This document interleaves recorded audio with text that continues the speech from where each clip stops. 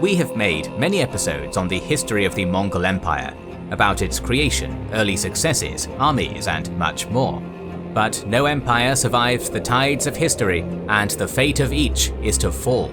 The Mongol Empire was indeed no exception.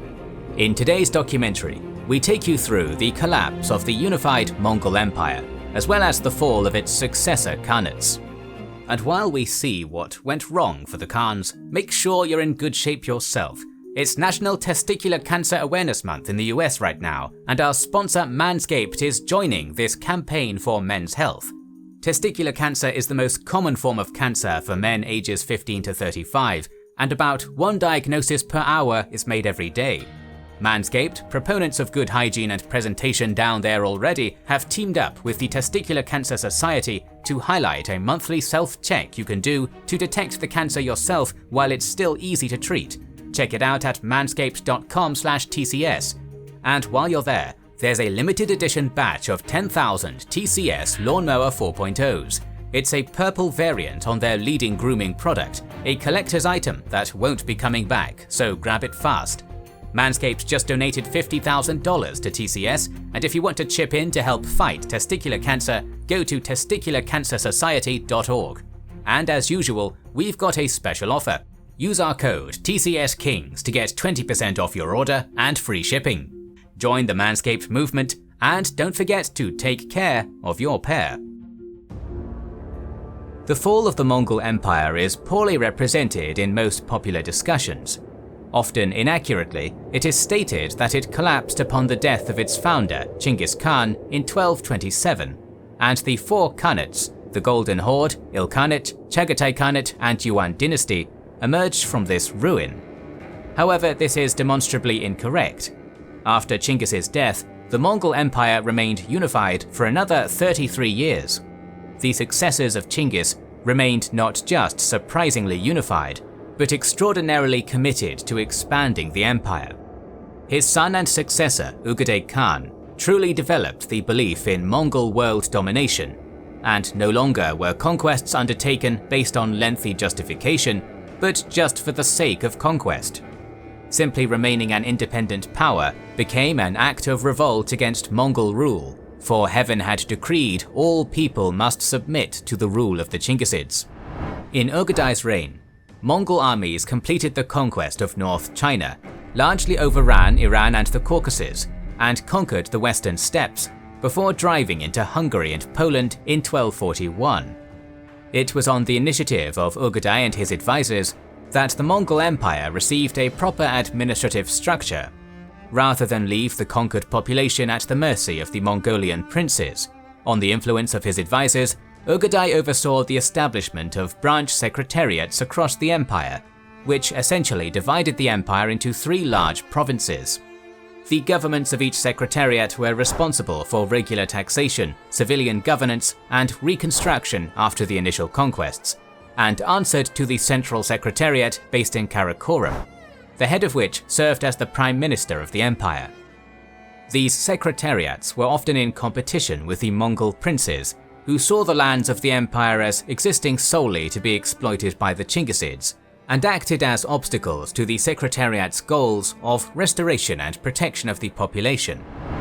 Ugadai's successor, Guyuk's 2-year reign, sandwiched between regencies of imperial widows, made the 1240s a brief stagnation of the Mongol dream of conquest.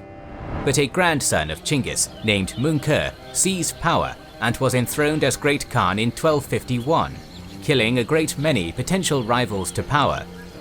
Mungke had despised the instability of the 1240s and launched a new effort to consolidate central authority and renew the conquests on a global level.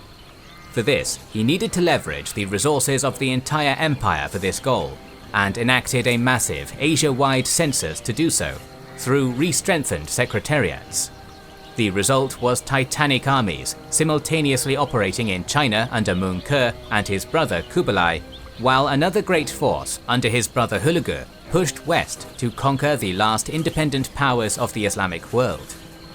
For an observer on the ground at the end of the 1250s, there was no reason to doubt the inevitability of Mongolian success. All powers had so far failed to withstand them, and this great push seemed poised to bring an even greater swath of the world under their hegemony. Soon, all would be subject to the Grand Khan. However, Mengke's campaign against the Song dynasty became bogged down in sieges, mud and rain in Sichuan province. Disease, possibly cholera from tainted water, ran rampant among Mengke's soldiers, and in the summer of 1259, Mengke too succumbed to it. The succession was an issue once more. While none of Mengke's sons ever seemed to have been considered candidates, there is a slight indication that Mengke's youngest full brother, Arik Buke, was the closest Mengke had to an heir. Arik Buke had been left in the imperial capital of Karakorum to head the government in Mengke's absence, and in quick order, the central secretariat in Karakorum supported Arik Buke, as did Mengke's sons. Considering it had previously taken years to settle on candidates, it could be that Mengke had left instructions for Arik to become either regent or Great Khan in event of Mengke's death, to ensure a smooth transition. Soon after learning of Mengke's demise, Arik began to organize a Kurultai to have himself elected as Khan of Khans. This did not sit well with Arik's oldest surviving brother, Kublai. Kublai and Mengke had a poor relationship. Kublai's confrontations with the North China Secretariat, his pretensions to greater autonomy, and perhaps even independence, had resulted in Mengke Khan removing most of Kublai's powers and executing many of Kublai's officials. Kublai was only removed from the proverbial doghouse on the eve of Mengke's final campaign against the Song dynasty. On Mengke's death in 1259, while the rest of the army withdrew to ferry the Khan's body back to Mongolia, Kublai continued to campaign. Kublai saw his window for rulership open, but needed more military victories to his name to make himself a more viable candidate. The stench of having been removed from office by Mengke may have been too great to ignore, as well as Kublai's own interest in Chinese culture, making him an uneasy choice for more traditional Mongols. Doubtless, he expected great victories against the Song dynasty would improve his standing. Expecting there to be some time before the next Kurultai was held, Kublai battled the Song until a message arrived from his wife, Chabi, in November 1259. It informed Kublai that his younger brother, Arik Buke, was planning an election for the summer of 1260 and expected Kublai's support. Reluctantly, Kublai abandoned his campaign against the Song, but did not return to Mongolia. Instead, in the first days of 1260, Kublai arrived in Kaiping in what is now Inner Mongolia. Better known by its later name of Shangdu or Xanadu, it had been constructed by Kublai in imitation of a Chinese city, and as a quasi-capital, it had previously gotten Kublai in trouble with Mengke and his ministers. It was here that in the spring of 1260, Kublai had himself declared Great Khan of the Mongol Empire. While pro-Kublai biographers, such as Marco Polo or Rashid al-Din, portrayed Arik as rebelling against Kublai, it appears in truth that Kublai had essentially usurped power. By Mongolian standards, his election was decidedly illegal. It lacked representation from the other descendants of Chinggis Khan's children, and was not done in Karakorum or Chinggis's homeland along the Onon and Kurlan rivers. Instead, it was held in Kublai's Chinese-style city, close to China, and accompanied by the trappings of Chinese rulership, including Kublai giving himself a Chinese-era name. Arik Buke continued with a more traditionally styled election, held in July 1260. For the first time, the Mongol Empire had two declared Great Khans. After a summer of posturing back and forth, by the end of the year, the two brothers were at war. Though Kublai would emerge the victor, the consequences of the Toluid civil war were immense. After taking the surrender of Arik, Kublai invited the other heads of the family to come to a Kurultai to decide Arik's fate and confirm Kublai's election. None came. In the 4 years of war, the Mongol Empire had transformed. In the far west of the empire, the head of Jochi's descendants, Berke, had gone to war with Kublai's other surviving brother, Hulagu. Berke was a Muslim, and while his anger at Hulagu's sack of Baghdad played a role in the hostilities, Berke was also furious at Hulagu's occupation of the Caucasus, northern Iran and Anatolia. These were lands Berke considered as belonging to the Jochid lineage. After learning of Mungke's death and the war between his brothers, Hulagu had taken control of these lands and killed Berke's representatives there. In normal circumstances, the Great Khan would have mediated in such a dispute over lands, for such things had happened before. But due to the war between Kublai and Arik, there was no one to intervene between Berke and Hulagu. Thus they went to war in 1262, concurrent with the Toluid Civil War. By the time Kublai had overcome Arik, the Western Khanates were effectively independent powers. The Mongol Empire was irrevocably broken apart, but not into the four Khanates of popular knowledge. From the 1260s until the early 1300s, there were actually closer to 6 Khanates, ruled by the descendants of the various sons and grandsons of Chinggis Khan. Before the 1310s, the Golden Horde was 2 independent Khanates, ruled by the descendants of Jochi, the Ulus of Batu, the White Horde, and the Ulus of Orda, the Blue Horde. Additionally, the descendants of Chagatai had their Chagatai Khanate. An Ugadeid Khanate, ruled by Ugadei's grandson Kaidu, dominated both his own Ulus and the Chagataids until his death in 1301. The descendants of Kublai ruled in the Yuan dynasty in China, and the descendants of Kublai's brother Hulagu ruled over most of the Middle East in the Ilkhanate. Only in the early 1300s, with the dissolution of the Ugadeid Khanate and subjugation of the Blue Horde by Uzbek of the Golden Horde, do we arrive at the well-known 4 Khanates. Now we look at the continued history and collapse of the most prominent Khanates, the Ilkhanate, the Chagatai Khanate, the Yuan dynasty, and the Golden Horde. Established in the 1260s by Hulagu, the sacker of Baghdad, the Ilkhanate is perhaps one of the best understood of the Mongol Khanates, with a rich body of surviving primary source material. The greatest is the Chronicle of Rashid al-Din, an Ilkhanate vizier, who wrote the immense Jami al-Tawarik, which forms not only one of the most important sources on the Mongol Empire, but also of the Ilkhanate's history up to the early 14th century. Generally, Rashid al-Din portrayed the early Ilkhanate as a period of instability, with Khans more interested in hunting, feasting and drinking rather than governing, allowing greedy viziers and military commanders to have their way. This was punctuated with succession struggles affected by an increasingly powerful Noyad. The Noyad were the descendants of the non-Chinggisid generals who served alongside Hulagu, and had been granted lands and peoples to support themselves. They took keen interest in Khans who were kinder to their privileges. This was coupled with famines, economic woes from intense corruption and foolish policies, including a failed attempt to introduce paper money, as well as expensive periodic wars with the Ilkhanate's neighbors. To Rashid al-Din, this instability ended with the accession of Ghazan as Ilkhan in 1295. Though Rashid likely exaggerates the previous instability in order to glorify his patron Ghazan, there seems to be strong support for a redirection of the Ilkhanate. Aside from the most obvious, which was Ghazan's conversion to Islam and efforts to tie the legitimacy of the Ilkhanate to it, Ghazan oversaw economic revitalization. A major effort was directed to reducing abuses of the empire's agricultural base and farming population. From limiting the numbers of officials, clerks and Mongols who sought to provide for themselves by extraordinary demands on the population, to stamping out banditry with highway patrols. These were accompanied by monetary reforms and new silver currency, bearing not Mongolian inscriptions, but the Shahada and Ghazan's title of Padishah-i-Islam. Measurements and weights throughout the Ilkhanate were ordered standardized based on those in Tabriz to facilitate trade between regions. Canals and underground waterways were built to provide water for cities and irrigation. He also forbade the practice of enticing young women into prostitution.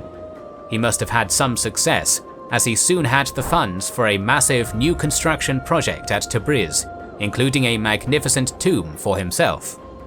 Along the Ilkhanate's borders, he concluded a peace treaty with Tokhta Khan of the Golden Horde and invaded the Mamluk Sultanate, scoring the only notable victory of the Mongol-Mamluk War near Homs in December 1299, though ultimately withdrew before the onset of summer.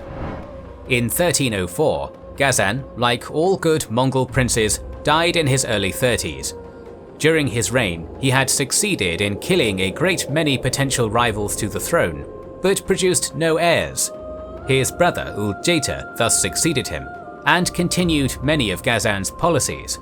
Unlike him, he wavered between multiple faiths, and won no victories over the Mamluks.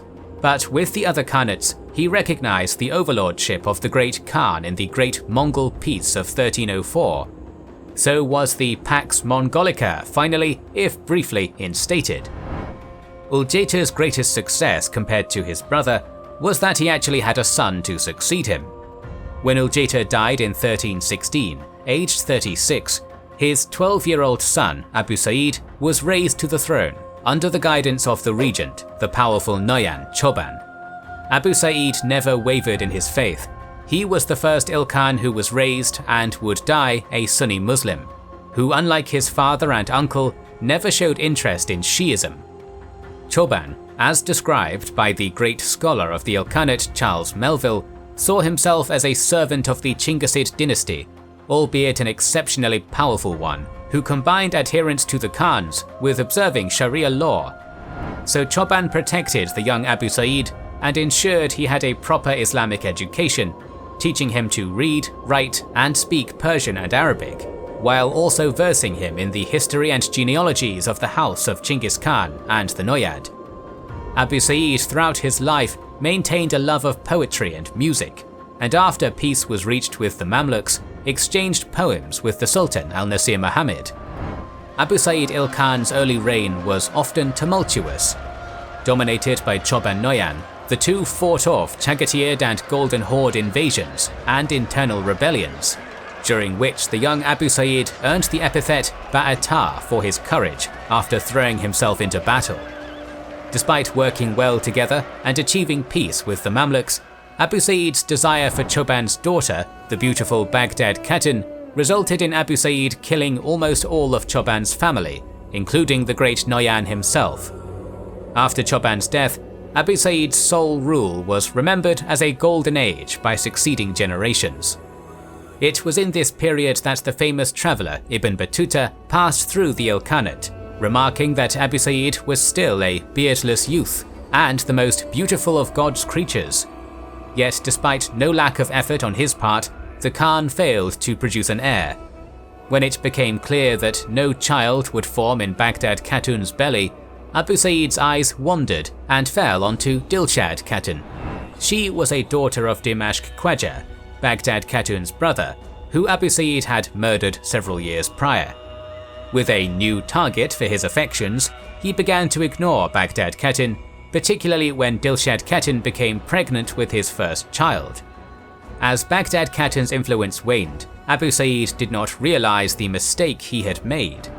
In November 1335, when Abu Sa'id was marching north to confront a Golden Horde attack, Baghdad Khatun is alleged to have made her move. In the account of Ibn Battuta's, a man, it should be noted, who greatly enjoyed a good yarn, after one last bout of sexual intercourse, Baghdad Khatun wiped down Abu Sa'id with a poisoned handkerchief. Regardless of the veracity of Battuta's tale, as this was far from the only exaggerated story he told of women and sex, Abu Sa'id was dead, only 30 years old. This is popularly cited as the end of the Ilkhanate. With Abu Sa'id's death, the line of Hulagur became functionally extinct. Abu Sa'id's uncle, Ghazan, had pruned the lineage, and alcoholism took care of much of the rest. The fact that few Ilkhans lived past 35, with fewer and fewer heirs each generation, has led many to search for underlying causes beyond just alcohol. Scholars such as Anne Broadbridge have suggested this was a consequence of inbreeding, given the Ilkhan's preferences for marrying into the same families over generations. The combined effects of rampant alcohol abuse among both men and women and the consanguinity may explain the alarming drop-off in fertility of the Ilkhanate elite over the last decades of the 13th century. While Hulagu had produced quite the brood of little Chinggisids, at least 25 sons and daughters, by the end of the century, Ghazan only had a daughter survive childhood, while his brother Uljetu had numerous children stillborn or dying young. From his 12 wives, Uljetu only had 3 children ever reach marriageable age, Abu Sa'id and 2 daughters, one of whom still predeceased him. Abu Sa'id himself, despite considerable efforts, only succeeded in impregnating his widow, Dilshed Khatun. There were no surviving brothers, sons, or clear male figures in the line of Hulagu to head the state. Yet the explanation of Abu Sa'id's death without heir, directly causing the fall of the Ilkhanate, has been, in the opinion of scholars like Charles Melville, somewhat overstated. The image of the Ilkhanate falling without a decline, a counter to Edward Gibbon, encourages us to overlook problems which had developed. Essentially, Melville notes, a gap had widened between the military elite, the Noyad, and the Ilkhan, which accompanied a lack of respect for the Chinggisids. The death of a monarch with no clear heir was hardly a new issue in the Mongol Empire. The Kurultai system, wherein a candidate was confirmed by the princes, could supply new khans at need, with a regent heading things until this could be sorted out. The unified Mongol Empire and other khanates were ruled in this fashion at times. In the form of Baghdad Khatun, the Ilkhanate clearly had a powerful woman to step into the role. The well-connected Baghdad Khatun was described as an intimidating, intelligent and proud woman who openly walked around with a sword strapped to her waist and greatly influenced matters of state. In the opinion of some, Abu Sa'id was bossed around by her. In a more classic Mongolian system, Baghdad Khatun would have been an obvious regent. But as Melville argues, the actions of the Khans from Ghazan onward had alienated the military elite. More or less, they must have felt disenfranchised from the government, and that the old Mongolian way of life was being abandoned. Certainly, Islamization was the most obvious demonstration of this. Ghazan and Uljetu both abandoned the traditional secret burials of Mongol Khans in favor of massive, expensive and very public mausoleums. The Kurultai as a means of choosing the next ruler and affecting major decisions was abandoned, and even the end of the war with the Mamluks, not by conquest but by diplomacy, must have felt like a betrayal of Mongol imperial ideology. By removing their stake in government and not replacing it with a new loyalty to adhere to in the replacement system, the Ilkhans had gradually undermined the need of the Noyad to maintain Chinggisid ideology or rule. When Abu Sa'id came to the throne in 1317, he was but a 12-year-old boy. The long period of Choban's regency further reduced the Khan's authority and increased that of the military elite. Only after Choban's death in 1327 did Abu Sa'id really rule in his own right, and did so for only 8 years. His vizier, Ghiyath al-Din Muhammad, the son of the late Rashid al-Din, sought to enforce tax reforms that would have strengthened the hand of the central government towards the regional princes and their appanages. It seems to have been an ineffective measure that only angered these military princes. Per Melville's theory, the only outcome of such failed measures was only widening the gap between the Ilkhan and the military elite. On Abu Sa'id's death in November 1335, it fell to the vizier Ghiyath al-Din Muhammad to try and steer the ship in the face of Uzbek Khan's invasion. Only 5 days later, on December 5th, Ghiyath al-Din orchestrated the enthronement of the new Khan, a man named Arpa Khayan. Arpa was not a descendant of Hulagu, but of Hulagu's younger brother, Arik Borke. Plucked from obscurity by Ghiyath al-Din, he was chosen for his ability to lead the army, for all indication is that Arpa Khan was a man of military background, an old-school Mongol in the words of every secondary source that mentions him. Arpa was given command of the Ilkhanid army, and in winter 1335 forced Uzbek back to the Golden Horde. Arpa Khan returned triumphant, and Ghiyath al-Din had high hopes for his new protege. Arpa was a competent commander, proven in his defense of the Ilkhanate, a promising figure to rally the Mongols around.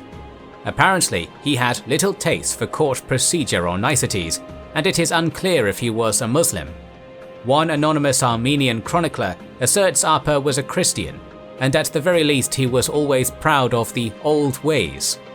We might wonder if Ghiyath al-Din was deliberate here too, choosing a man who would be more palatable to the Noyad due to his distaste of courtly life. In the opinion of Oleg Grabar and Sheila Blair, it was shortly after Arpa's ascension that Ghiyath al-Din ordered the commission of a great Mongol Shahnameh, a wonderfully illustrated version of the Persian national epic by Firdausi. An undertaking of massive expense, given the large and lovingly detailed artwork, it certainly indicates that the top levels of the Ilkhanate elite did not imagine they were entering into a crisis anytime soon. But Arpa Khan was not on solid footing. Abu Sa'id's widow, the pregnant Dilshad Khatun, had fled to Ali Padshah, the governor of Diyarbakir. Ali Padshah's sister, Abu Sa'id's mother, Haji Khatun, also opposed Arpa's enthronement. In an effort to shore up his legitimacy, Arpa Khan was married to Abu Sa'id's sister, Sati Bey. Commanders who had been alienated or jailed by Abu Sa'id were given expensive gifts or freed from prison. And the blame for Abu Sa'id's death was laid squarely on Baghdad Khatun, who never had the chance to assume the regency. Accused not just of poisoning Abu Sa'id, but of treason with the Golden Horde, Baghdad Khatun was executed, supposedly beaten to death by a Greek slave with a club. Arpa Khan still looked for enemies in the wrong direction. Ali Padshah rallied those unhappy with Arpa's placement as Khan, an energetic man who might reduce their privileges. Dilshad Khatun had finally given birth to Abu Sa'id's only child, a girl, but this did not stop Ali Padshah's maneuvering. At the start of 1336, Ali Padshah raised his own candidate, Musa, as Ilkhan. Supposedly a grandson of a former Ilkhan, Musa was entirely a puppet of Ali Padshah. In alliance with Haji Khatun and Sheikh Hassan Jalayir, who had once been forced to give up his wife, Baghdad Khatun, to Abu Sa'id, Ali Padshah, in the name of Musa Ilkhan, armed a revolt against Arpa Ilkhan. In April of 1336, Arpa's army was defeated in the field. He and Ghiyath al-Din Muhammad were soon captured and killed. So ended the reign of Arpa Khan, the final Ilkhan to wield any individual authority. Arpa's death can be considered the true end of the Ilkhanate, for it removed any attachment the regional commanders held to the Ilkhanate state. Ali Padshah's enthronement of Musa Khan gave all of them the realization that each too could rule through his own puppet Chinggisid if he happened to have one on hand. From 1335 until 1343, no less than 8 Ilkhans were declared by these commanders. Most are known only by their names and who controlled them. The allies who had taken down Arpa Khan immediately fought each other and appointed their own candidates. By 1338, a grandson of Choban named Hassani Küçük, Little Hassan, enthroned his grandfather's widow Sati Bey, daughter of the late Ilkhan ul Jaytur, sister of Abu Sa'id, and also the widow of Arpa Khan. For the first time, late in 1338, a Chinggisid woman became Khan. Coins were minted in her name, bearing the title of Khan. The khutbah was read in her name, and she was officially the ruler of the Ilkhanate, such as it was. But Sati Bey Khan, the only Chinggisid female Khan, held no real power, and largely was a tool through which Little Hassan maintained his power. By the middle of 1339, she was married off to the next puppet Khan, before disappearing in the 1340s. The pretext of an Ilkhanate was maintained until the 1350s, when the final puppet ruler was deposed in 1353. The new Persianized Turco-Mongolian dynasties in northwestern Iran and Iraq, the Chobanids and Jalayirids, claimed descent and legitimacy from being generals of Ilkhans, but did not take the title themselves. Eastwards, rule fell to local dynasties and warlords, while westwards, new Turkic beyliks, from the Karakayunlu to the Osmanli, rose. Chinggisid legitimacy as the basis for rule did not long outlast Abu Sa'id, and it took a surprising figure to reinstate its legitimacy in the region, Timur Ilang, or Tamerlane. Tamerlane had risen to power from the ruins of the Chagatai Khanate. This middle ulus remains the more poorly understood of the Khanates, and its history is messy, complicated, and awash with minor Khans vying for power. For most of the 13th century, the Chagatais had been dominated by Kaidu, a grandson of Ugadai Khan. The Khanate of the Ugadaids was centered around the region later known as Dzungaria in today's eastern Kazakhstan and China's northwestern Xinjiang province. Both Great Khans Ugadai and Guyuk had enjoyed the pastures of this region. But following the seizure of power by Mungke Khan in 1251, the new Great Khan had ordered a purge of the Ugadaids and Chagataids. Most of the princes descended from Ugadai were killed, and their lands seized by the central government. Only a few minor princes survived, including the young Kaidu. Kaidu remained quiet in his isolated pastures until after Mungke's death in 1259. In the aftermath, Kaidu steadily sought to bring the former Ugadaic lands back under his control, fighting with the Chagatai Khans and backed briefly by the Golden Horde. By the 1270s, Kaidu was strong enough to not just reconstruct the Ugadaic Khanate and declare himself its Khan, but also begin to bring the disunited Chagatais under his influence. In 1282, he appointed Dua, a grandson of Chagatai, to the Chagataid throne. Together, Dua and Kaidu provided a dangerous set of allies and would raid the Yuan Empire of Kublai Khan, even briefly arriving in the former capital of Karakoram. Their influence was great, stretching from western Mongolia to the borders of India, where Dua's sons would attack the Delhi Sultanate. Contrary to popular belief, though, there is no evidence that Kaidu ever tried to contend for the position of Great Khan. He was Khan of the Ugadaids and no friend to Kublai, but never sought to challenge Kublai for total supremacy over the Mongols. After Kaidu died of injuries sustained in battle in 1301, the Chagatai Khan Dua helped organize a peace between the Mongol Khanates, in fear that the other Khans might cooperate against him. In 1304 and 1305, the Mongols once again recognized the supremacy of the Great Khan, then Kublai's grandson, Timur Ulegitu, albeit nominally. Until the fall of the Yuan dynasty, the Western Khanates would not just continue to adhere to a fictional overlordship of the Yuan Khans, but also exchange embassies and tribute. The Khans of the Golden Horde, for instance, enjoyed revenues from lands in China which had once belonged to Jochi. With this gap in hostilities, Dua and his successors, with cooperation of the Yuan dynasty, dismantled the Ugadaic Khanate and divided its lands between them. After Dua's death in 1307, over the next 27 years, his 6 sons succeeded each other to the Chagataid throne. The rapid successions brought instability to the Chagataids and made the Khanate's leadership less able to respond to an emerging divide within the state. There was competition between the various sons for those who sought to remain true to nomadism and the old ways, and those influenced by Islam and the urbanized culture of the wealthy cities of Transoxania. As the Khans grew increasingly fond of this western wealth of the Khanate, the princes and lords in the eastern part of the Khanate, who remained nomadic and much less influenced by Islam, felt ever more left out of power. When the last of Dua's sons, Tamashirin, came to the Chagataid throne in 1331, his efforts at Islamization, while also never even visiting the eastern half of the Khanate, provided the spark that set off tensions. In summer 1334, a rebellion arose in this eastern part of the Khanate against Tamashirin Khan. In quick order, Tamashirin was killed, and in the matter of succession, all hell broke loose. For 30 years, the succession had been confined to Dua's sons, but with Tamashirin dead, the position was open to all claimants. Various contenders of different lineages and different faiths fought for the throne, and were usually overthrown almost as soon as they took power. The legitimacy of the Chagataids Khans was eroded as more and more regional lords acted as their own rulers, at best paying nominal heed to whoever had most recently claimed the title of Khan.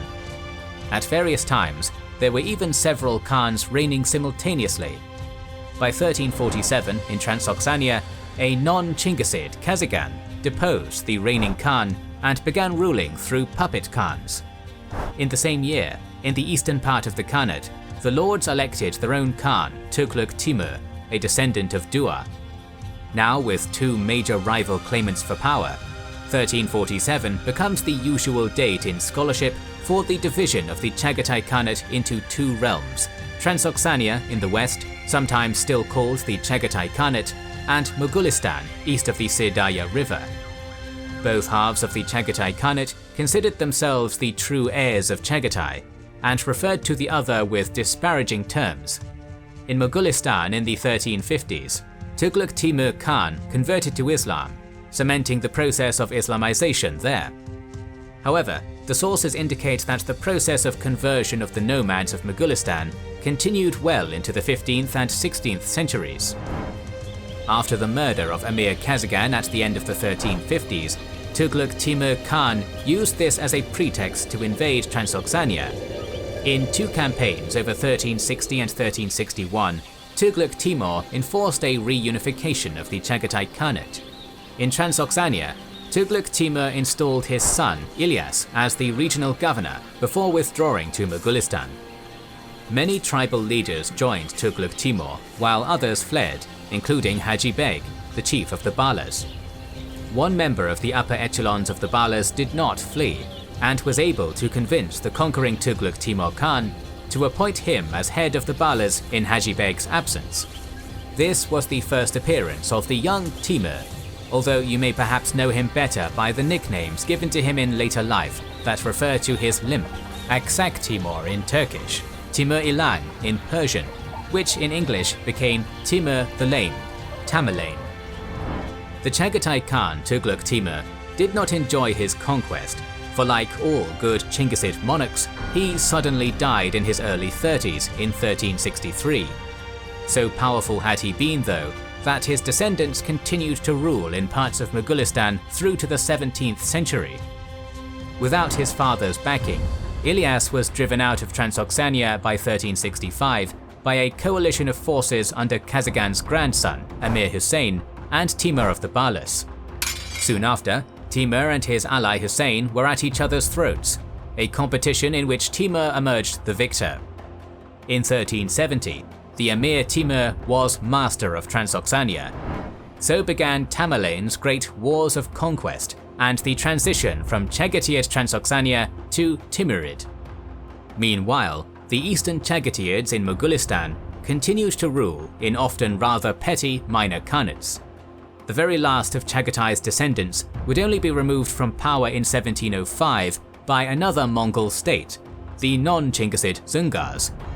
With that, we turn eastwards to Mongol rule in China.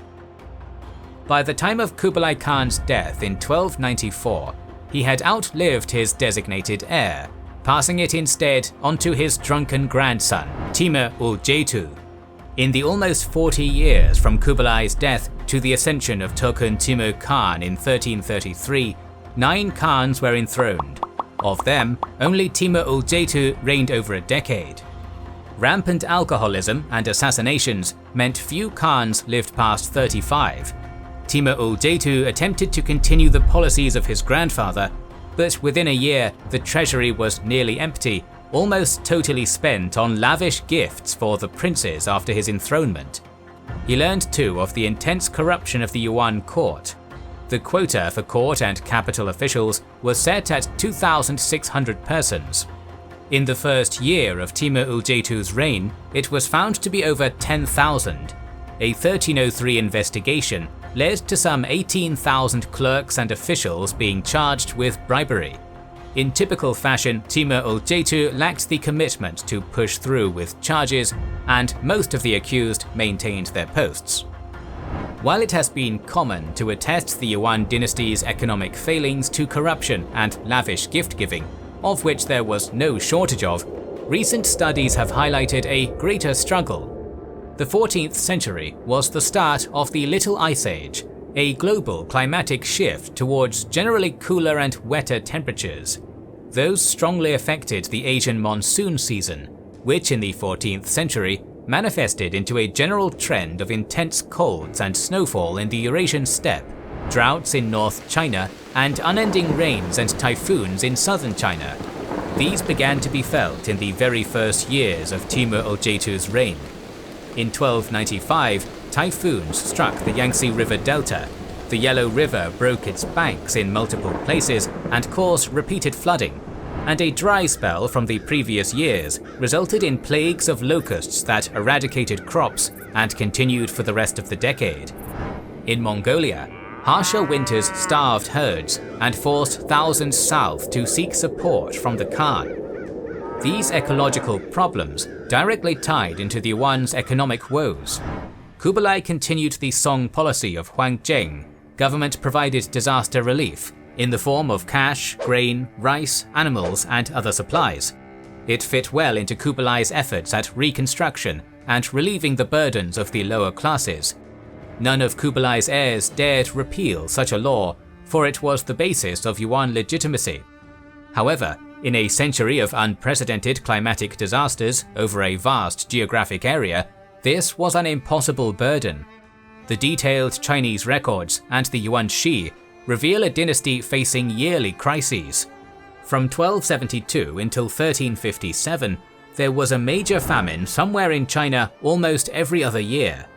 Over 56 earthquakes were recorded. Super typhoons on the southern coast coincided with super snowstorms in the steppe. Exceptionally cold winters and unexpected frosts meant certain crops could no longer be grown in the north. The densely populated Yangtze River Delta, home to one of the most economically and agriculturally vital areas of the empire, suffered annual droughts, flooding, epidemics, starvation, and typhoons, which destroyed towns and farmland, causing thousands more to die in the ensuing famines. In 1301 alone, a spring drought in the Yangtze Delta was followed by a massive typhoon. Arable farmland was destroyed for 50 kilometers along the coastline, and a 40-meter high wave pushed 280 kilometers inland. 17,000 were killed during the storm, and 100,000 starved in the aftermath. Only a month later, flooding displaced people in Manchuria. A freak August snowstorm killed herds in Mongolia. The imperial capital of Dadu was flooded, and a locust plague struck Hebei province. Survivors needed government relief. Grain and rice shortages caused the yuan to cover costs only with cash, and to provide more cash, more had to be printed, to the point it outstripped government revenues. Inflation was the result, and yuan paper money became ever more worthless over the 1300s. With seemingly unending waves of natural calamities and an ever more worthless currency, it seemed the yuan were losing the mandate of heaven, the right to rule China. On Timur Olcaytu's death in 1307, without surviving children, factions formed around his nephews. His nephew Kaishan was a man of the steppe, with no love or understanding of Chinese culture.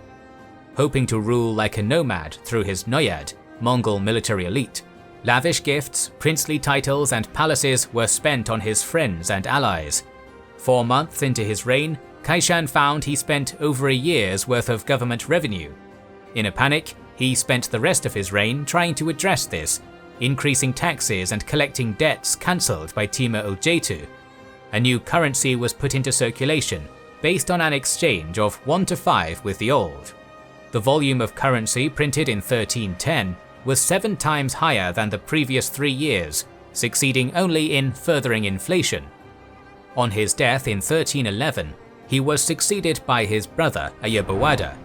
The new Khan unleashed a violent purge of his brother's officials, reversed his policies, and abolished his currency. Ayurbawada wanted a more traditionally Chinese Confucian government, and reinstated the civil service examination system to choose officials. He promoted the translation of Chinese classics into Mongolian, and began the codification of the Yuan legal system. Such was the ongoing back and forth with each new Khan, with the top layer of government usually suffering a bloody overhaul and total reversal of policies with each succession. Ayurbawada died in 1320, aged only 35. His son and successor, Shidibala, spent most of his reign battling Ayurbawada's powerful mother, only to be assassinated in 1323. His successor, his cousin Yesun Timur, was likely involved in the plot, and after only 5 years on the throne, died in 1328 of illness, also only 35. Yersun Timur's 8-year-old son, Ragibag, was enthroned at Chengdu on the efforts of Yersun Timur's chancellor, but the plan went awry when the central capital at Dadu was seized by the head of the powerful Kipchak Guard, El Timur, who placed Prince Tugh Timur on the throne. El Timur violently seized Chengdu, and young Ragibag Khan disappeared in the chaos. Soon after, Tugh Timur's older brother, Kushila, returned from his exile in the Chagatai Khanate. In August 1329, they met in a warm reunion, Tugh Timur recognizing his brother's overlordship. 4 days later, Kushila was dead, and Tugh Timur returned to the throne. But Tugh Timur did not enjoy power for his efforts, for El Timur of the Kipchak and his ally Bayan of the Merkit held real power, reducing the Khan to a figurehead. The Khan dedicated his reign to studying Chinese classics, practicing his calligraphy, and suffering immense guilt over his brother's murder. When he died in 1332, he had declared his brother's son, Iringibal, as his heir in place of his own minor son. An aging and ill El Timur reluctantly agreed, and the 6-year-old Iringibal was duly enthroned as Great Khan, only to die 2 months later. The court pressured El Timur to recall Iringibal's exiled older half-brother, Toghon Timur, though not before El Timur married his daughter to him.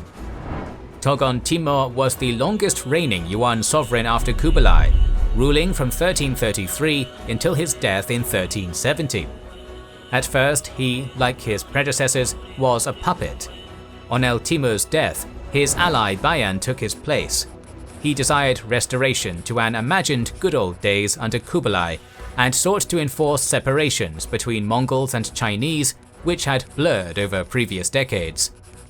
Chinese were banned from many government offices, forbidden from learning Mongolian and other West Asian languages, the civil service examinations were cancelled, the general population disarmed, and their horses were confiscated. Yet Bayan also wanted to make the government more efficient by cutting court expenditures and reducing stress on the empire's population by decreasing the high fees on the salt monopoly, encouraging agriculture, and improving and speeding up the government relief system. All his efforts were, of course, signed off by the young Toghon Timur, who lived in fear of him. Bayan's centralization of power and willingness to respond to rumors of threats with great violence galvanized resistance to him, including by his own nephew Togto. In spring 1340, Togto and Toghon Timur exiled Bayan, who died a month later.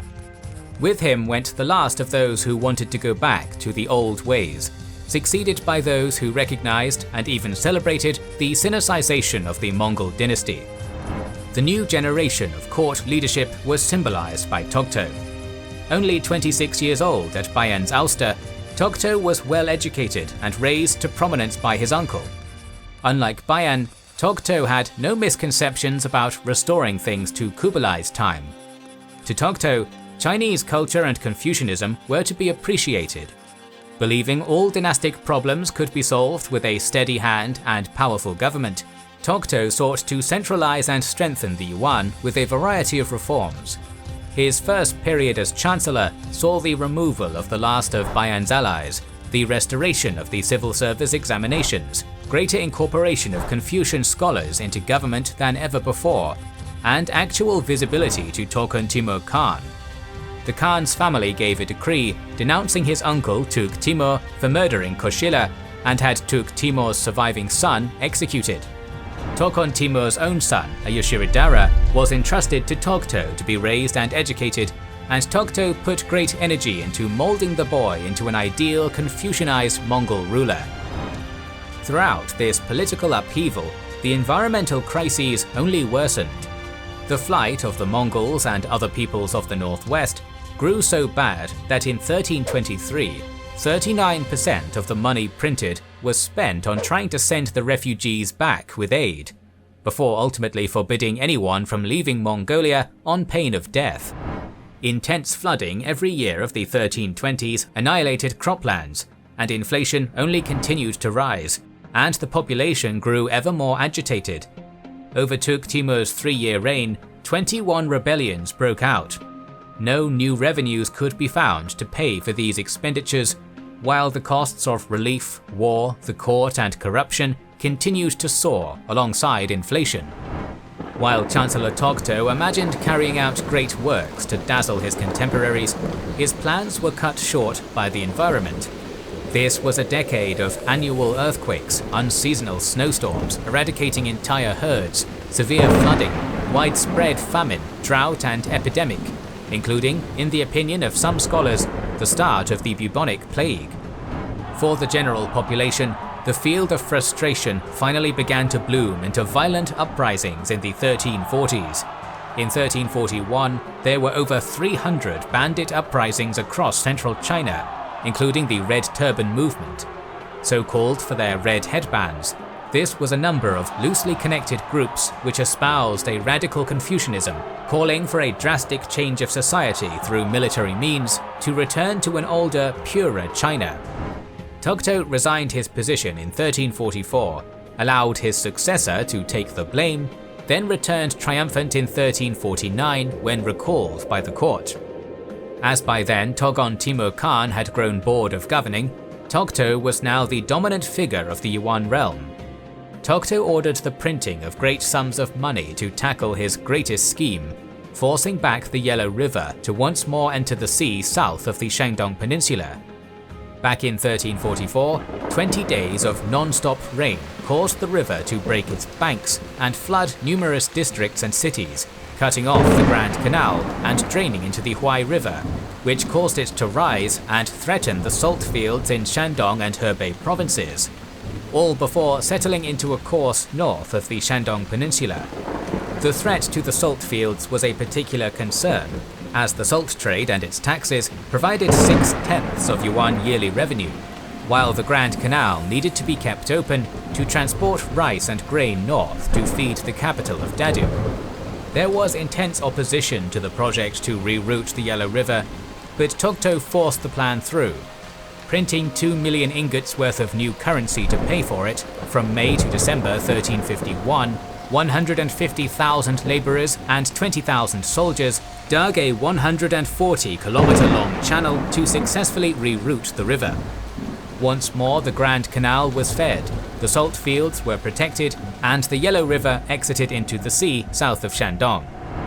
Togto's project was designed to protect the producers and economy of the Yuan dynasty, but it accidentally sparked off its ultimate collapse. The large gathering of workers, hungry and weak from years of famine, punished by cruel overseers trying to meet a strict timetable, and paid in money only a little above worthless, was fertile soil for the Red Turbans. Even as work continued on the canal, a massive revolt erupted in the Huai River Valley. The Yuan were taken by surprise, and a number of cities fell in quick succession, with few city walls having been rebuilt after the initial conquest. In the first engagements, the government forces were poorly prepared and beaten back, including an army commanded by Togto's brother. These were not the highly mobile horse archers of the conquest, but generally local Chinese militias commanded by Mongols and Central Asians. But Chancellor Togto was custom-made for this emergency. He immediately organized the defense, raised new armies, and conscripted militias. New training and command structures were implemented. He knew he had to tread carefully, lest mismanaged and underpaid troops join in the revolts. In a dizzying juggling effort, Togto constantly shuffled larger military units, transferring and reappointing commanders around the empire to prevent them from forming alternate power bases. The Yellow Army, mostly Chinese volunteers under Mongol and Turkic commanders in yellow uniforms, became Togto's nationwide apparatus of pacification, as termed by historian John Dardis. Leading the most important campaigns himself, Togto began to halt, then push back, and finally overrun the rebellion. By the end of 1352, Togto had brought the Huai River Valley back under control. Methodically, they retook cities, and by the end of 1354, Togto was about to crush the final major figure of a largely broken movement, Jiang Shicheng, now isolated in his capital at Gaoyu. And at the last moment, Togon Timur Khan snatched defeat from the jaws of victory. For unclear reasons, the Khan ordered Togto dismissed at the start of 1355. A short-sighted and inept monarch, perhaps fearful of Togto's growing might, yet at the same time unable to replace him, Togon Timur ensured that Togto's carefully balanced military machine collapsed instantly, much of the army deserting, and the Red Turban Rebellion exploded with new vigour. Togto, a loyal servant to the end, accepted his dismissal and was assassinated the following year. Togon Timur sat almost idle as the Red Turban warlords fought for the right to succeed the Yuan. After the Battle of Lake Poyang, this was Zhu Yuanzhang, who soon declared the Ming dynasty.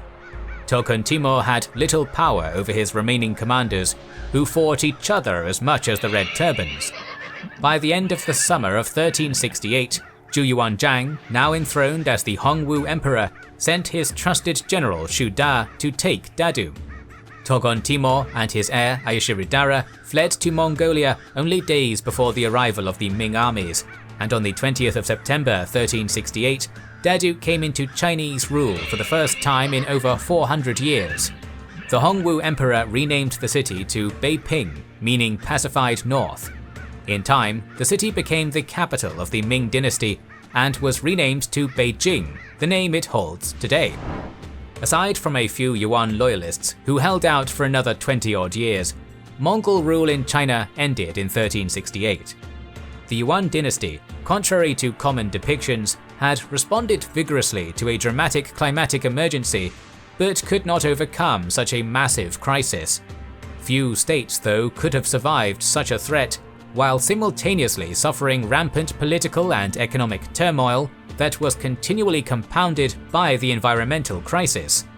In this respect, it remains impressive that the successors of Kublai Khan lasted even 70 years. Even after their flight to Mongolia, the descendants of Togon Timur Khan continued to claim they were the legitimate rulers of China, and that the Yuan dynasty in fact was continuing unabated, though for historians this state is known as the Northern Yuan. However, by the start of the 15th century, the Yuan Khans, even in Mongolia, were reduced to puppets by the rise of the Oirats, whose leaders were not descendants of Genghis Khan. Throughout the 1400s, Mongolia was ruled by the Oirats, who maintained Chinggisid figureheads.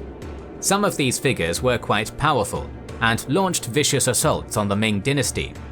In 1449, the Oirat leader Esen Taishi captured the Ming emperor in battle and laid siege to Beijing. The Ming survived the crisis, but their fear of the Mongols was renewed, which prompted the expansion and construction of the Great Wall of China as we know it today. In the 1500s, a descendant of Genghis Khan named Dayan Khan succeeded in reuniting Mongolia under Chinggisid leadership, and so it would remain until the mid-1600s, when both Mongolia and Ming China were conquered by a new power, the Manchus, who would establish the final imperial dynasty to rule over China, the Great Qing. Having now covered the other Mongol states, we now turn to the far west, to the Ulus of Jochi, the Golden Horde. After Mongol rule was firmly established over the western steppes and Rus principalities by the 1240s, the successors of Batu were unassailable. While sometimes presented as outside or even independent of the Golden Horde, the Rus principalities were the Khan's total vassals, providing tax, tribute and soldiers as the Khan required, and each Rus prince had to receive confirmation for his right to rule from the Khan's Yalik. Firmly supported by both the Rus princes and the Orthodox Church, after the 1250s there was minimal resistance to Mongol authority in the Rus lands. Yet the Rus were but one of the subjects of the Jochid Khan, and not where his attention was most directed, for they continued to live as nomads. Mongol rule reorganized society in the steppes. They brutally enforced a new organization where all the peoples of the steppe were divided into uluses or patrimonial peoples.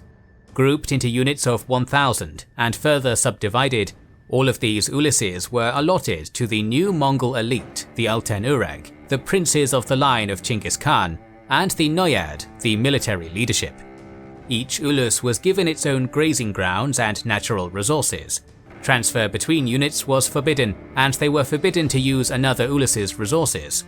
The revenues from the uluses, in the form of the products of their herds, went to the Jochid Khans. In this way, the Mongol rule over the steppe was maintained, and the Chinggisid elite spread amongst the Turkic population. It proved a remarkably effective system for maintaining stability and preventing native rebellion. The Jochid Khan in this way could keep track of his manpower and resources of the Khanate, and trade could travel easier without fear of being raided by a Kipchak chief. Another byproduct was the steady growth in the population of the steppe and the Rus principalities. Under Jochid rule, numerous settlements were established. Over 100 are known archaeologically and from written sources. While many of these must have been initially quite humble, and the capital of Sarai at its inception perhaps just thousands of felt tents, gurs, as the population grew, nomadic encampments turned into permanent cities, with rectangular districts of suburbs and craftsmen emanating from central squares.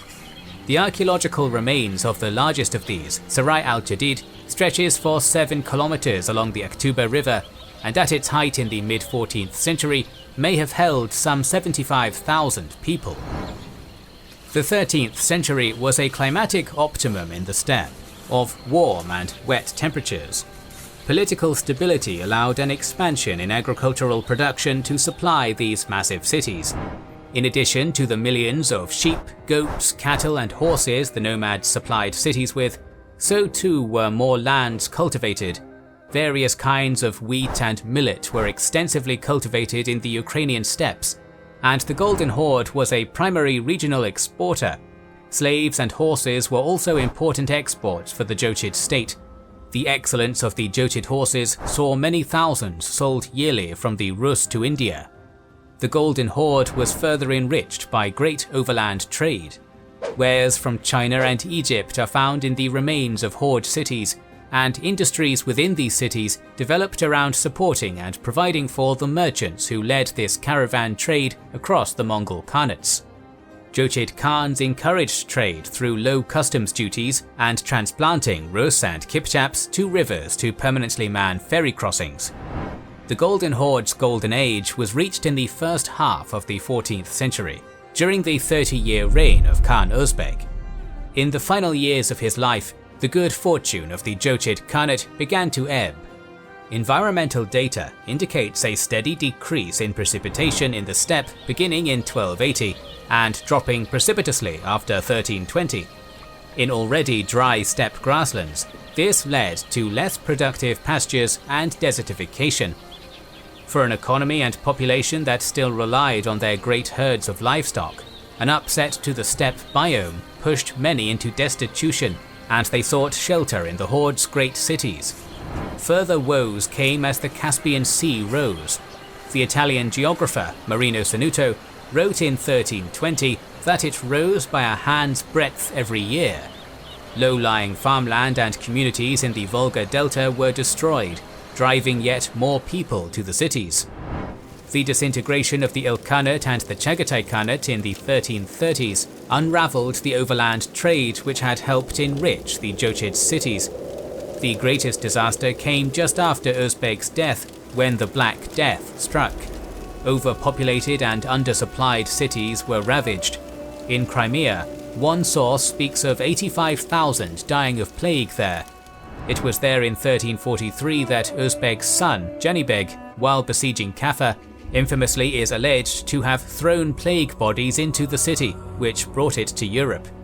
Rounds of plague would strike repeatedly for the remainder of the Horde's history. The nomadic population suffered less than the urban, while the steppe itself could act as a barrier. The plague only came to the Rus lands in the 1350s, from contacts with Europe rather than the Horde. On Janibeg Khan's death in 1357, the dynasty's luck ran out. In quick succession, his sons killed each other, and by the start of the 1360s, the line of Batu was extinguished. The door was opened for any claimant descended from Jochi. During the next 20 years, over 25 men claimed the throne. Some are only known from coinage minted in their name. Some ruled little more than weeks, until pushed out by another contender or power broker. Of these, the most famous was the general Mamai, who from his base in Crimea became the most powerful individual kingmaker.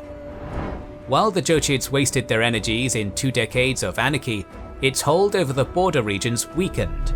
Lithuania seized the far west, taking Kiev and pushing to the Black Sea coast. The eastern wing of the Ulus became independent. In the Rus lands, princes stopped making the treks to the Horde for confirmation. The Rus princes grew bolder, and the Prince of Moscow, previously the Khan's favorite tax collector, grew in might, culminating in Prince Dimitri's victory over Mamai at Kulikovo in 1380, when Mamai came to chastise Dimitri for his failures to provide tribute. Shortly after, Toktamish, a descendant of Jochi's son, Tuka Timur, succeeded in overcoming Mamai and the other Khan makers and re-established central authority. Angered at the Rus prince's tardiness with in-person submissions and tribute, Toktamish took his army into the Rus lands, sacking Moscow in 1382 and sending Dmitry Donskoy fleeing. The Battle of Kulikovo, despite its standing in Russian popular memory, did not alter the dynamic between the Rus and the Horde. Yet Dimitri's policies over his reign solidified Moscow as one of the most preeminent cities of the Rus. On his death in 1389, his son was accepted as Grand Prince with little issue, though the Rus were still vassals of the Khan. Toktamish enacted reforms to strengthen his power, combat inflation, and reset the Horde's diplomacy. To the Mamluks, Ottomans, Jilayirids and Mughalistan, he renewed friendly relations, while in the west made Lithuania and Moldova vassals of the Horde. His vision was a renewal of the preeminence of the Golden Horde. Not only did he seek to revive the overland trade routes, which had further been undone by the fall of the Yuan, but he also presented himself as the heir to Chinggis Khan. His pretensions put him on a collision course with the master of Central Asia and his former ally, the great conqueror Aksak Timur, Tamerlane. Toktamish wanted Khwarezm and the Caucasus back under Jochid suzerainty. Tamerlane desired both. The two great generals went to war in 1391 and 1395, and narrowly was Tamerlane the victor. Over 1395, Tamerlane systematically sacked the major cities of the Horde. The distraction ensured the near-total dismantling of the urban economy and overland trade through the steppe. After Tamerlane's withdrawal, Toktamish and his sons could not overcome the Horde's new master, Edigur. As he was not a descendant of Chinggis Khan, Edigur could not become Khan, but as Beylerbey, empowered by Tamerlane, he controlled the succession. For the next 2 decades, he reduced the Khans to puppets, removing those who challenged him, and had some success in strengthening the Horde, even retaking Khwarezm after Tamerlane's death, and besieging Moscow in 1408. Some economic recovery is indicated from the restarting of mints in major cities. To help legitimize himself, he also furthered conversion to Islam of the Horde's nomadic population, continuing the process begun by Uzbek. But Edigur's power was never secure. Rival factions put up their own Khans, and the sons of the late Toktamish continued to fight him. In 1419, Edigur was finally killed by one who had been declared Khan, and with him died the final figure who had the capability of holding together the Horde's constituent parts. The 1420s saw another decade of Khans who ruled only briefly, and often at the same time. The situation stabilized slightly over the 1430s and 40s into 3 main powers: Abul Khair Khan in the east, Kuchuk Muhammad in the Volga steppe, and Sayyid Ahmed west of the Don River. Kuchuk Muhammad's nearly 20-year reign is when scholarship and the Rus sources call the state the Great Horde. The Rus, who spent most of these years locked in their civil wars, still paid tribute to the Khan of the Great Horde. Each Khan saw himself as the legitimate ruler, and new claimants continued to arise. One Khan, Ulugh Muhammad, made himself independent at Kazan after being ousted from Sarai. On the Ural River emerged the Nogai Horde under the descendants of Edigur. When Kuchuk Muhammad's son Mahmud was ousted by his brother, Mahmud's heirs took over Astrakhan. And in 1442, Crimea and the surrounding steppes came under the rule of Sayyid Ahmad's nephew Haji Giray, establishing Crimea's long-ruling Giray dynasty. Haji Giray and his son Mengli Giray dedicated their lives to fighting the heirs of Kuchuk Muhammad, the Khans of the ever-declining Great Horde. In a 20-year struggle, Kuchuk Muhammad's son, Ahmed Khan, enjoyed few successes, over-relying on useless Polish allies and denied tribute by the Russian Grand Princes. Ivan III continued the domination of Moscow over the other principalities and, like his predecessors, recognized the overlordship of the Khan, though maintained diplomacy with the other emerging Khans. From the 1440s onwards, Rus' tribute to the Horde lagged, and in 1471, Ivan ceased it altogether.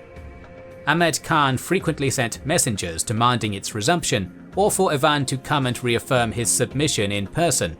The ever more frustrated Ahmed Khan, who had aborted a march on Moscow in 1472, ordered another attack in 1480, in cooperation with his Polish ally Casimir IV. Ivan marched against him, and the armies faced off across the Ugra River over the summer and into the autumn. Ahmed waited in vain for Casimir, who never arrived. Arrows were shot, arquebuses were fired. Ivan worried the river would freeze and allow Ahmed free passage.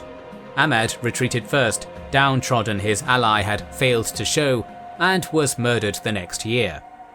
So ended the Great Stand on the Ugra River, a glorified staring contest. Only centuries later did Rus chronicles see it as marking the independence of the Rus. It did not directly affect either party's standing.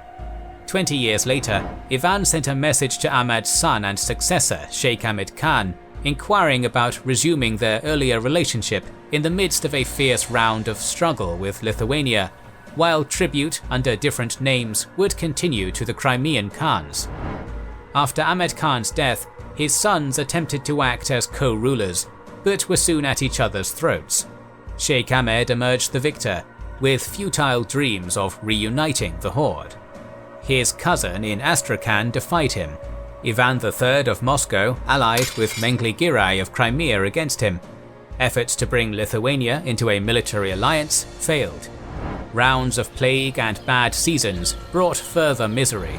Harsh winters and poor grazing killed thousands of livestock every year of the 1490s. Famine weakened his forces, destroyed his herds, and caused thousands to flee to neighboring khanates. Sheikh Ahmed led his underfed and weakened army in one last gamble, seeking to push west of the Dnieper for greener pasture in winter 1501. Trapped by a vicious snowstorm, his demoralized army suffered for months, and many deserted to Mengli Giray.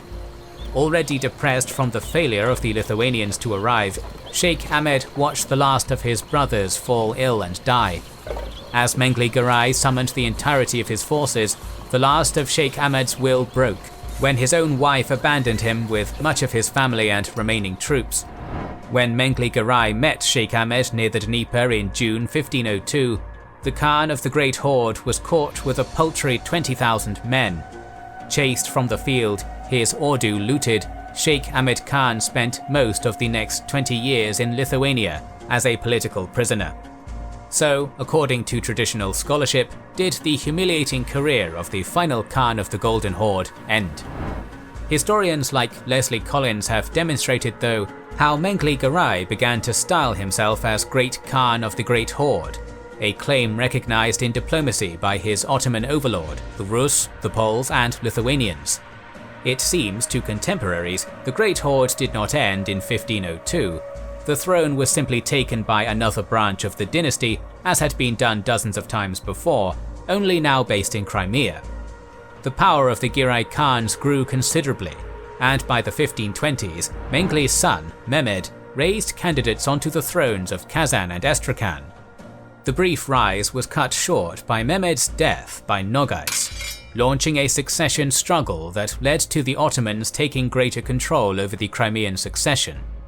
Meanwhile, the alliance with Moscow frayed, and the princes of Moscow, particularly Ivan IV and his crusade-minded advisors, were now masters of the Rus and were eager to gain access to the Volga trade, taking advantage of the weakness of the Volga Khanates. In 1552, the first Khanate, Kazan, fell to Ivan's armies. Astrakhan followed in 1554. The powerful Crimean Khan Devlet I Giray sought to halt Moscow's expansion with yearly raids, and in 1571 even succeeded in capturing and burning down Moscow, but this was followed by a humiliating defeat the next year. The Crimean Khans reluctantly ceded control of the former Golden Horde to Moscow, which soon stretched deep into Siberia. Over a century of continuous warfare had left the Russians nothing but depopulated, weakened Khanates to pick off one by one. Only to the south did the Crimean Khan's armies stop Russian expansion. Not until 1783 was the Khanate finally annexed, thus ending the last vestige of the Golden Horde and the Mongol Empire. We are planning to cover the fall of many empires past and present, so make sure you are subscribed and have pressed the bell button to see it. Please consider liking, commenting and sharing, it helps immensely. Our videos would be impossible without our kind patrons and YouTube channel members, whose ranks you can join via the links in the description to know our schedule, get early access to our videos, access our Discord, and much more. This is the Kings and Generals channel, and we will catch you on the next one.